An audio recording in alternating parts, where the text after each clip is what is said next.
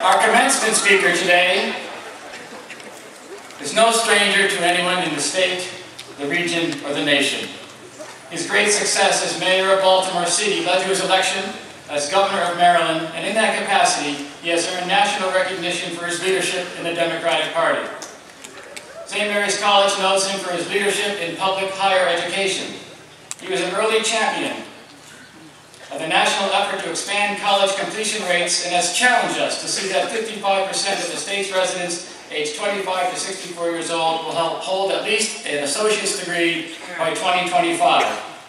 His leadership in quantifying the progress of governmental agencies brought him and Maryland national prominence as his state staff initiative chronicles the strengths and weaknesses of agencies implementing public higher education policy. His focus on affordability resulted in tuition freezes coupled with appropriations to assure that students are supported without cuts in quality. Maryland has a premier public education system, and St. Mary's College is proud to contribute to its variety and breadth of institutional mission. In fact, Maryland's reputation in public education has risen every year of Governor O'Malley's tenure in office. One just has to wonder whether that could be duplicated on a national scale. This year marks the 20th anniversary of our designation as a public honors college in Maryland. As we have reflected on what that means for our future, I could not imagine a more fitting speaker to address our graduates on this moment in our history. Graduates, students, faculty, staff, special guests on stage, and those in the audience, please welcome the 2013 commencement speaker, the Honorable Martin O'Malley, Governor of Maryland.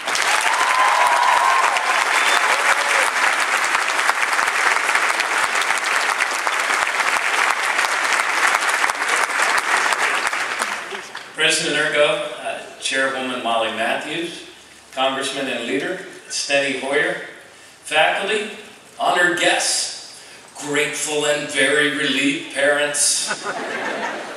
It is really a great pleasure to be able to share this awesome day with you, and a humbling honor as well. I love St. Mary's College.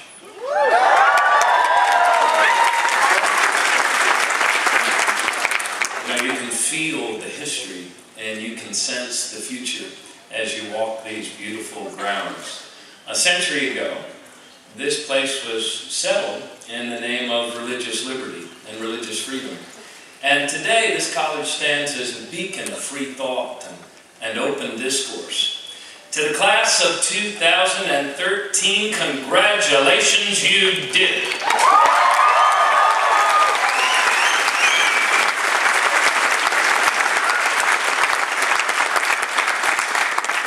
And in a few moments, you are going to join a very select club. In a relatively short period of human history, we are told now that 86% of our world's population now has access to a mobile phone. But get this, less than 7% have what you are about to receive, namely a college diploma. Less than 7%. Now, membership in this club is not free. And I'm not talking merely about tuition. I'm talking about something deeper. Because with your diploma comes a responsibility of individual leadership. In our country, every person is needed. And so, we commence. Our world is changing rapidly. Global economic recessions and instability, nation-state failures, global poverty, global pandemic, global migration, global climate change, global terror, asymmetrical warfare. In your lifetime, get this, in your lifetime, the population of our planet will nearly double. And the scientists of our world assert with near unanimity that we are on the verge of burning up the atmosphere of our planet. Now, anyone who tries to tell you that these challenges are not real is either uninformed or they're simply not being honest with you. But at the same time, anyone who ignores the millions of reasons for optimism in this world simply does not have their eyes open. These things are not happening to us, my friends. They are happening for us. Life is an ever-evolving story of change and choice, and every challenge holds the seed of opportunity. Adversity is not our enemy. Adversity is the catalyst of all progress. And these are some of the most exciting times to be alive. Think about it. In a relative instant of human time, we've gone from manned flight to men walking on the moon. From human vaccine to human genome, from the telegraph to the internet. And at this point, at the point of this ascending arrow, always, is the effort, imagination, and will of the individual human spirit. Here at St. Mary's, consider the story of Peter Burns from Montgomery County. Peter lives with...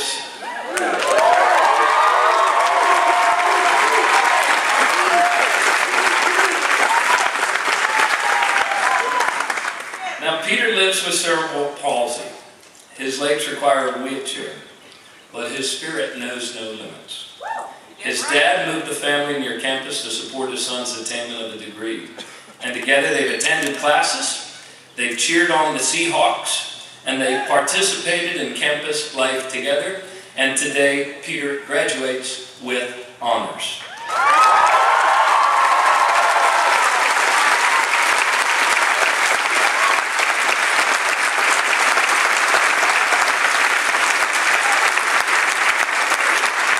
There is also the story of Brittany Davis from Baltimore City.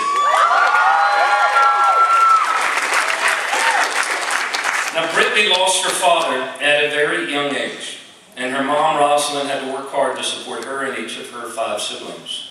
But Rosalind had big dreams for her daughter, and expectations become behavior. The transition to St. Mary's was challenging.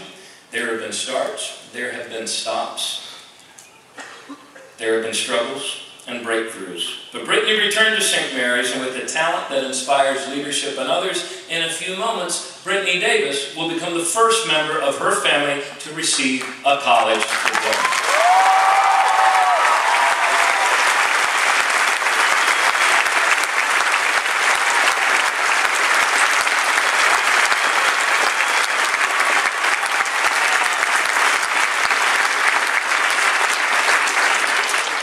Now, these individual stories, these individual stories are also Marilyn's story, as are the stories of each and every one of you. Marilyn's response to adversity, Marilyn's history, Marilyn's future. You see, here in Maryland, we have been placed at the center and the forefront, called the American Revolution. And it is not over, it is ongoing. Yesterday it was a revolution of muskets and bayonets.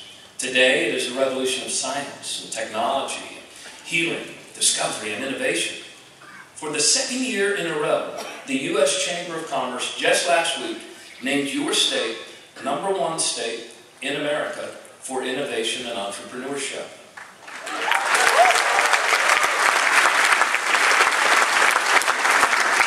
In labs and classrooms, all across our state, Marylanders are revolutionizing the way we feed and fuel and heal our planet.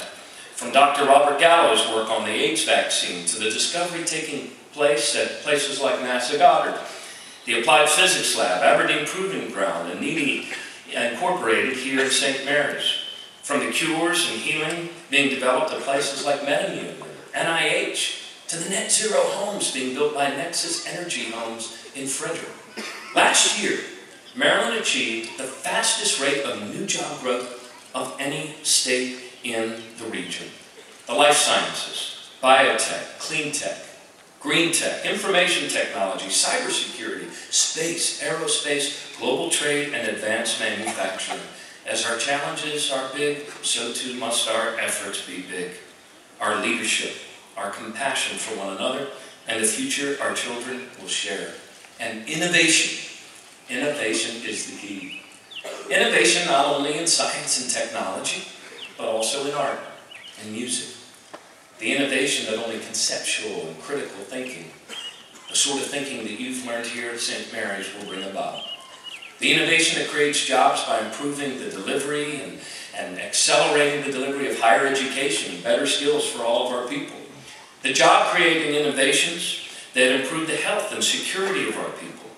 The innovation that creates jobs in clean energy and green design to improve the sustainability of our way of life. The job-creating innovations necessary to save humanity from the devastation of climate change and the massive loss of human life that it portends. The innovation born of a deeper understanding of the relationship between our relationships to one another, our relationship to the other systems, living systems of this planet, and a deeper understanding of the systemness upon which all life depends. The question, class of 2013, is not whether we move left or right, but whether we move forward or back. And no citizen has the option of escaping the answer.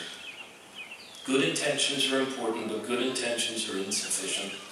A new mindset is required for the new action that our world requires. A new way of organizing human endeavor is needed. And this is true in business, it's true in government, it's true in every sector and nonprofit sectors. A new way of organizing and governing ourselves is required.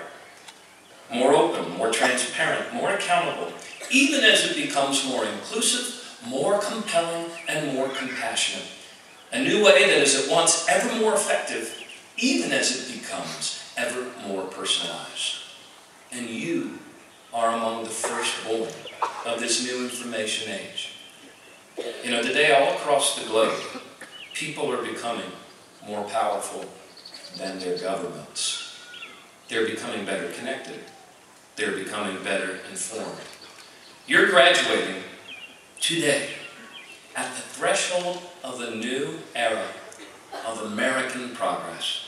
And at your fingertips are actually rising standards of living, better educated children, more affordable college, a more highly skilled American workforce, safer neighborhoods, a safer and more resilient homeland, healthier people, a more sustainable way of living if you choose to make it so. But achieving this progress will require a different kind of leadership, and it requires it from each and every one of you. Your parents grew up in a time when leadership was ideological, hierarchical, and bureaucratic. But your age, this new information age, calls for a different way. It calls for leadership that is fundamentally entrepreneurial, leadership that is collaborative, leadership that is accountable, performance measured, and relentlessly interactive, leadership that creates common platforms to connect and empower individuals, leadership which is willing to open source information in order to unlock the individual community-based solutions needed on a massive scale. Leadership which understands the power of human dignity and the strength of our diversity. And so, I leave you with this prayer. May the gift of leadership awaken in you as a vocation, and keep you mindful of the providence that calls you to serve. When the way is flat and dull in times of gray endurance, may your imagination continue to evoke horizons. May your work be infused with passion and creativity, and have the wisdom to balance compassion and challenge. And may integrity of soul be your first ideal, the source that will guide and will bless your work. Congratulations.